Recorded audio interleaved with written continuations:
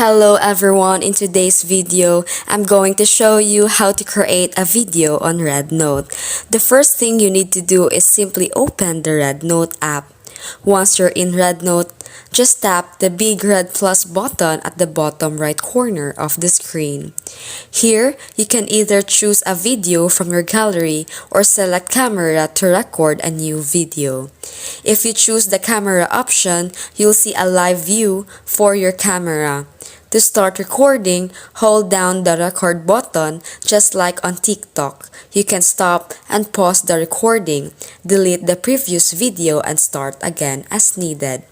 Once your recording done, simply tap on Finish to save your video. And that's it. You've successfully made a videos on Rednote. If you found this video very helpful, please like and subscribe. Thank you so much.